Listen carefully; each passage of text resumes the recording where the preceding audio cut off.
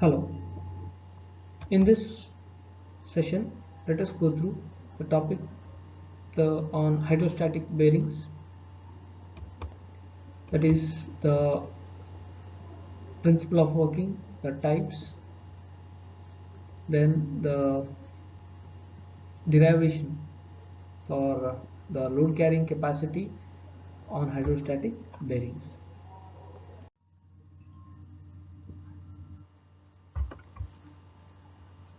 Hydrostatic bearings. So in case of hydrodynamic bearings, the pressure is generated by the relative movement of the mating surfaces. So that is when the journal or shaft rotates inside the bearings, it creates the wedge shaped narrow zone wherein the oil flows through the gap and the pressure is generated. So hydrodynamic bearings has few advantages like reliability. They require little attention, maintenance is less, that is again they are of low cost. But the problem is these cannot be operated if the speed is low or if the load becomes high. And moreover, in hydrodynamic bearings, the film breaks down during starting and stopping of the machine. That is, during starting and stopping the speed will be very less, so it is unable to form that hydrodynamic film during starting and stopping. So therefore it is difficult, and in such cases hydrostatic bearings, it's also called as externally pressurized bearings, are used, wherein the oil is supplied from an external source, that is usually a pump, which supplies the oil at high pressure so that the bearing surfaces are completely separated by the film of the oil. Advantages of hydrostatic bearings. So hydrostatic bearings have got very low frictional characteristics when compared to the hydrodynamic bearings. So since the oil is supplied from an external source like pump, so they have got very high load carrying capacity even at very low speeds, and they also have got good positional accuracy and can be used in some of the high speed and light load applications. So coming to the applications part, because of their low frictional characteristics, these bearings are used in gyroscopes and also some of the precision instruments, and as they can take up very high loads even at the low speeds, they are being used in the large telescopes, and because of their high positional accuracy, they are used in some of the machine tools, and because of the their use in high speed and light load applications, they are also used in the high speed dental drills.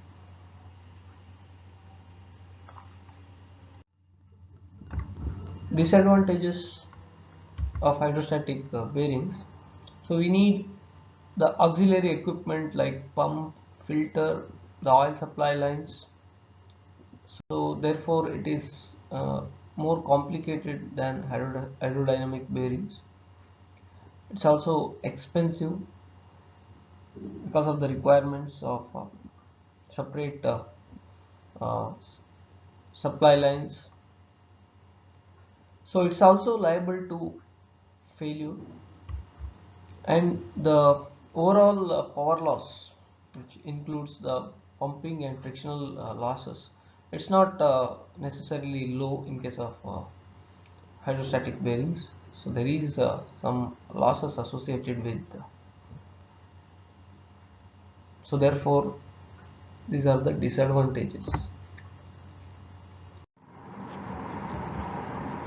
Hydrostatic thrust bearing fluid supply system. So the figure shows the features of a typical hydrostatic thrust bearing with a circular type of step pad. So this is basically designed to carry the thrust loads. Here from figure number B, we can see a pump is used to draw the fluid or the oil from this tank to this bearing through that through a filter called as the line filter. So this oil is supplied under pressure PS from this pump. So when it is supplied, the pressure is PS, and then after it passing through the filter, it will go to the compensating element. So this is the one, it's also called as restrictor, in which its pressure will be changed. So because after this it will be entering the recess here in the bearing, we can see the recess area over here. So when the oil enters the recess, its pressure will be dropped to that value is indicated by P suffix R. So recess pressure, or it's also indicated by, in some of the cases, P naught. Or this particular area, that's the recess, it's also called as pocket. So therefore when the oil passes through the compensating element or restrictor, so then its pressure will be changed, and when it reaches the recess, its pressure is actually denoted by PR or P naught, which is less than the supply pressure. So and it depends upon the load acting on the bearing. Okay, so here, so this purpose of compensating element or restrictor is nothing but to bring the pressurized fluid from the supply tank to this recess. So and it allows this pocket pressure or recess pressure to be different from that supply pressure, that is PS. So and this difference between the supply pressure and pocket pressure depends upon the applied load W. So and also it is to be noted that the depth of the recess will be actually larger than that of the gap between the this two surfaces. So here we can see the recess is surrounded by this land, that is nothing but the surrounding surface, and then here we have this particular component is also called as the runner. Okay, so this is uh, uh, the principle of operation of the hydrostatic thrust bearing. And in figure number A, we can see the on an enlarged scale the view of this cut section view of this bearing, wherein we have the load that is acting on this bearing, and here is the restrictor or compensating element. The fluid is supplied at through this restrictor and this supply pressure. So when it reaches the recess, it will be decreased to the recess pressure PR, and the gap, that is the space between the two surfaces, or the clearance, is indicated by H.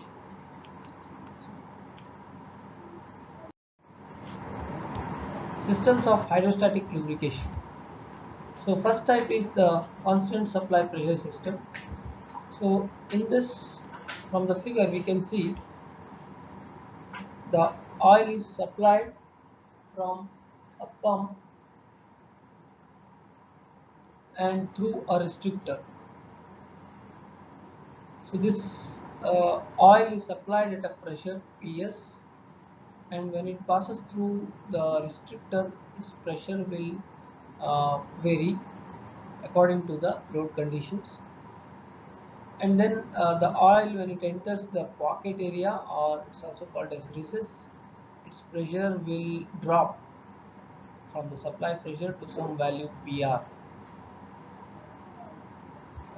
So if there is an increase in the load, then it reduces the flow by decreasing the bearing clearance. So then the recess pressure has to be increased to cope up with this increase in the load. So this is how the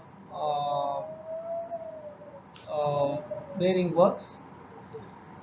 Then also the lubricant flow and the recess pressure or pocket pressure and this clearance, these are all interdependent. So that is depending upon the load, the clearance, as well as the pressure, so that will change. Another type of hydrostatic bearing fluid supply system is the constant flow type. So in this system, there is no restrictor, and hence the supply pressure and the recess pressure or pocket pressure will be the same. So if at all there is an increase in the load, then the bearing clearance H decreases. That is the gap, or between the pad and the runner or slider, that decreases, and hence the flow decreases. So therefore, to maintain that constant clearance for balancing this load, and to maintain the flow of the lubricant, so supply pressure is increased to keep this flow constant. So this flow is actually held constant by using pressure compensated flow regulating valves in this case. So here in this case, the flow is held at a constant value, so using this uh, flow regulating valves. The load carrying capacity for hydrostatic bearings. So consider a circular step bearing, wherein it carries the thrust load. So here the load is applied to the runner, and we have the bearing. We can see the recess area here. This is the recess area, and the clearance H between the two surfaces, that is the pad and the runner, is shown here. So here the load W is supported by the oil within the pocket and the land, and this lubricant escapes radially through this restriction by the land around this recess. So this thickness is H. So unlike the hydrodynamic bearings, here there is no requirement of movement of the surfaces to form that convergent clearance space or narrow zone in order to build the pressure. So here the outside pressure is equal to the ambient pressure, or it can be zero. So there are certain assumptions while deriving this equation. So first of all, the flow of the oil is considered to be laminar, and the recess or the pocket is considered to be deep enough so that the pressure in it is constant or uniform. And next assumption is that the bearing has low frictional characteristics, so that the viscous drag can be neglected.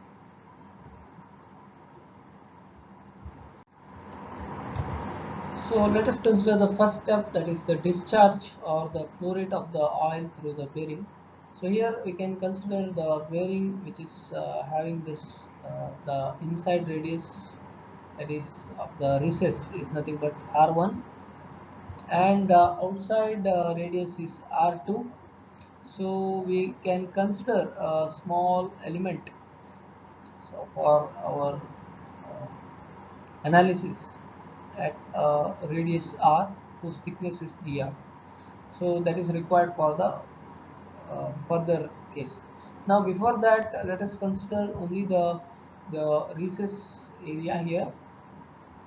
That is, let's consider a small element here, which is of height uh, dy, and its circumference, I mean the length, is 2 pi r. So here, in order to find out the discharge, if I consider this element, so I have to integrate the discharge which is taking place through this uh, from the limits 0 to h, and this can be written as dq, that is the discharge through the elemental volume can be written as the product of the velocity and the area of this elemental volume. So the equation for this velocity can be given by the from the Reynolds equation. We have got the expression for this velocity as 1 by 2 neta dp by dx y square minus hy plus u into h minus y by h. So here, since the viscous drag is neglected, so this term is can be neglected. So this, therefore this is the viscous term. So therefore it is 0. So what remains is this term, that is 1 by 2 neta dp by dx into y square minus hy. So we have the area of this given by 2 pi r into dy. So this area. So therefore, so substituting for this term, we get q is equal to integral 0 to h 1 by 2 neta dp by dx into y square minus h into 2 pi r dy. So here we need to integrate this. Before that, let us take this terms outside, 2 pi r divided by 2 neta into dp by dx. So then what remains is integration of 0 to h y square into dy minus h into integration of y dy. So here is the y term. So we need to integrate this. So here when we integrate this, this 2 and 2 here cancels. So pi r by neta into dp by dx.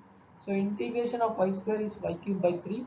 So when I apply the limits 0 to h, it will be h cube by 3 minus integration of y is y square by 2. So when I apply the limits, it will be h square by 2, since already one h is there over here. So it will be h cube by 2. So if I take the common here, it will be minus h cube by 6 for this. So it will be minus pi r by neta dp by dx h cube by 6. So this is what is the uh, discharge. Next is the pressure distribution. So we have the equation for the discharge, from which we can get this expression, that is dp is equal to minus q 6 neta by pi r h cube into dx, Since the coordinate system what we are dealing with is cylindrical, so we can write this equation as we can replace this dx as dr, because we are dealing with the radius. So therefore dp is equal to minus q 6 meter by pi r h cube into dr. So from this, if you want the pressure, we need to integrate this equation. So that will give us integration of dp is p is equal to minus 6 q meter divided by pi into h cube integration of dr by r. So integration of dr by r is nothing but the log r, so plus a constant c. So let us take this as equation number 1. So this is the general equation for the pressure distribution. So let's find out the value of C by applying the boundary conditions. Next, let us apply the boundary conditions. So for this, so the distribution of pressure is shown here for the given configuration. That is, the inside radius is R1, outside radius is R2. So here the distribution of pressure is shown below. So the pocket pressure P naught, or the recess pressure, that is nothing but indicated by, so that is going to remain constant here in the recess. So that's why this particular value is P naught here. So and then the pressure actually varies from the inside to the outside. So and ultimately becomes 0 here at the outer radius. This is the outer radius. This is the inner radius. So this is the variation of the pressure, and the boundary conditions are like at r equal to r1, p is equal to p naught, that is the pocket pressure. So and at r equal to r2, that is the outer radius, p is actually 0. So let us consider the second boundary condition at r equal to r2, p is equal to 0. Let's apply it to the previous equation, that is the pressure distribution equation. So we have the pressure distribution equation, let's apply it. So when the pressure is 0, the radius is r2. So minus 6 q neta by pi into h cube ln r2 plus constant c. So from this we can find out the value of the constant c, that is 6 q neta by pi h cube into ln r2. So this, if I substitute it in the equation number 1 that we have taken for pressure distribution, so what we get is P is equal to minus 6 q neta by pi h cube into ln r plus this C, that is 6 q neta by pi h cube into ln r2. So here we can write this as we can take 6 q neta by pi h cube outside, and this is ln r2 minus ln r. Simplifying the equation, we get P is equal to 6 q neta by pi h cube. Ln of R2 minus ln R can be written as ln of R2 by R. Taking this as equation number 2. Now using the another boundary condition, that is at R equal to R1, the pressure P is equal to P naught. So therefore substituting in this equation number 2, we get P naught is equal to 6 q neta by pi h cube into ln of R2 by R1. Therefore discharge Q can be written as P naught into pi h cube divided by 6 neta into ln of R2 by R1. Substituting for Q in equation number 2, so that is substituting this value of Q. So in this equation, what we get, P is equal to 6 into neta by pi h cube, okay, into ln of R2 by R into this Q. So that is into P naught pi h cube divided by 6 neta into ln of R2 by R1. So here 6 neta cancels, pi h cube cancels. So what we get is P is equal to P naught into ln of R2 by R divided by ln of R2 by R1. Load carrying capacity. The load carrying capacity can be obtained by integrating the pressure over the bearing area. So here it is assumed in general that the pressure remains constant or uniform over the recess area. So here the pressure remains constant, that is indicated by P naught. So but the pressure varies from this radius R1 to radius R2 and becomes 0 at the radius R2, as we can see from here. So therefore the equation for load carrying capacity so can be obtained so by taking a small element here at a radius r whose thickness is dr.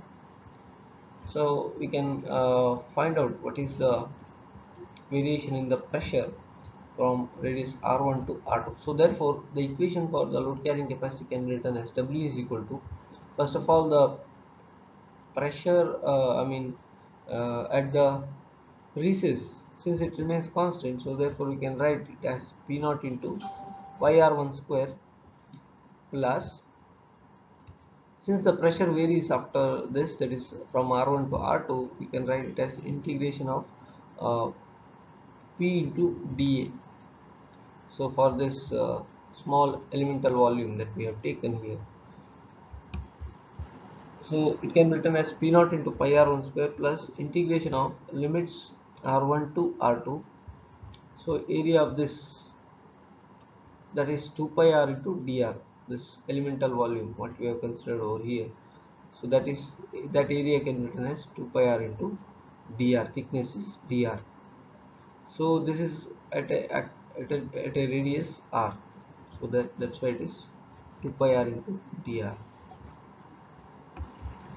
Next, simplifying this, here taking 2 pi outside, okay, we can write it as even substituting for this p, that is we have obtained the expression for p as p naught into ln of r2 by r by ln of r2 by r1. So substituting that here, what we get is this equation. So this can be further simplified as just taking this p naught outside, since p naught is a constant, it remains constant in over the recess area. So 2 pi p naught by even taking ln of r2 by r1 outside, what we get is integration of r1 to r2 ln of r2 by r into rdr.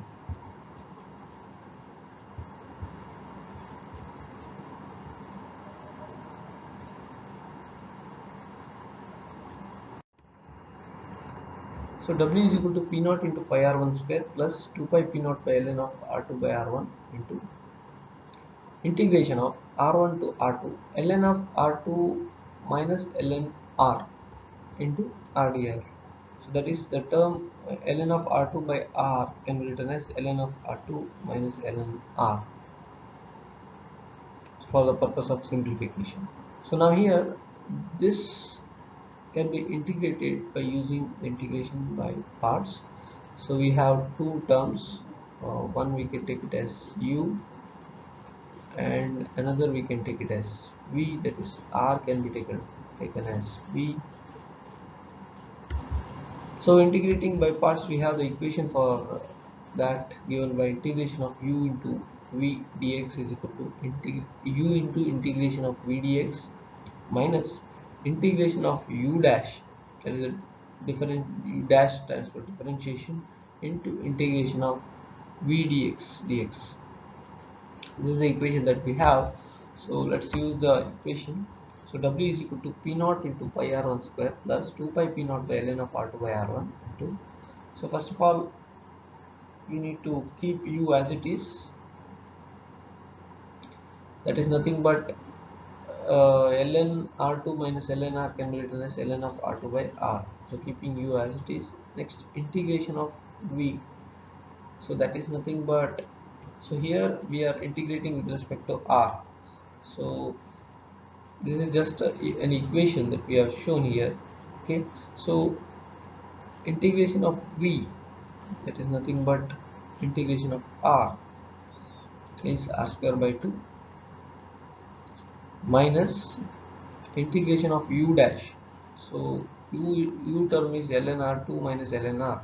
So this, when we differentiate, what we get is minus 1 by R into integration of V dx, that is nothing but integration of V is R, so integration of that term is R square by 2. So this is what we get. So therefore W is equal to P naught pi R1 square plus 2 pi P naught by ln of R2 by R1 into, this can be written as, when we apply the limits here for this, R2 square by 2 into ln of R2 by R2 minus R1 square by 2 ln of R2 by R1, because the limits are from R2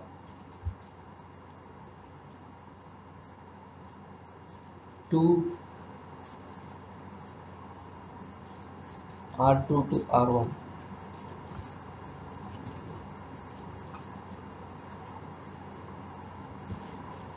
Limits are from R1 to R2. So this is what we get when we apply the limits, plus integration of R1 to R2. This can be written as, here minus minus becomes plus, so this can be written as R by 2 dr. So this we have to integrate between the limits R1 to R2. So that is this term. Next, P naught pi R1 square plus 2 pi P naught by ln of R2 by R1 into, so when we simplify this, here we can observe this is ln of R2 by R2, that is nothing but ln of 1. So ln of 1 is 0. So this term will vanish or become 0. So what is left is minus R1 square by 2 ln of R2 by R1 plus integration of R is nothing but R square by 2. So it will become, already 2 is there, so it will become R square by 4. From the limits, we need to put the limits R1 to R2.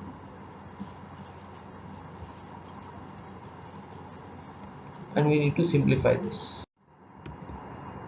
So simplifying this, W is equal to P naught pi R1 square plus 2 pi P naught ln of R2 by R1 into minus R1 square by 2 ln of R2 by R1. So applying the limits for the second term, what we get is R2 square minus R1 square by 4. So is it, this is equal to, again here if we simplify, W is equal to P naught pi R1 square minus 2 pi P naught into,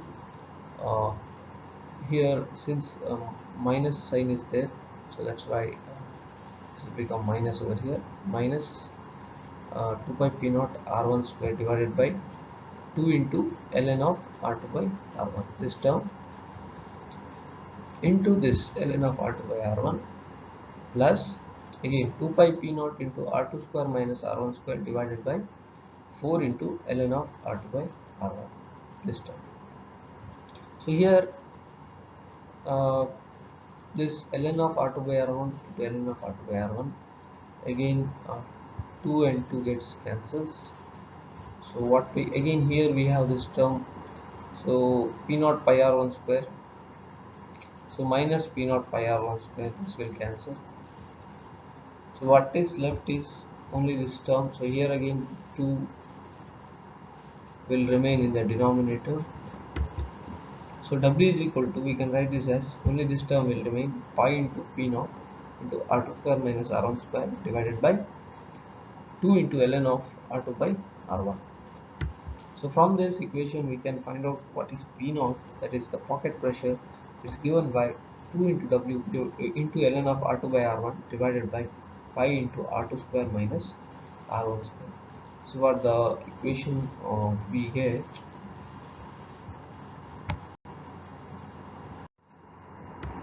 So simplifying this equation, we can write R1 and R2 in terms of D1 and D2 as P naught is equal to 2W ln of T2 by 2 by D1 by 2 divided by pi into r2 square minus r1 square can be written as d2 by 4 whole square minus d1 d2 square by 4 minus d1 square by 4.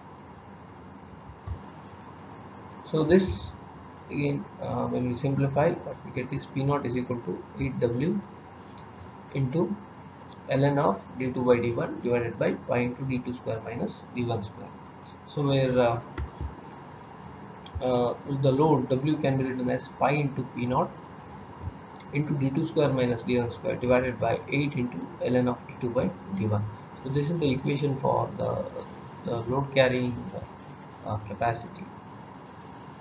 So where d1 and d2 stands for the inner and outer diameter respectively.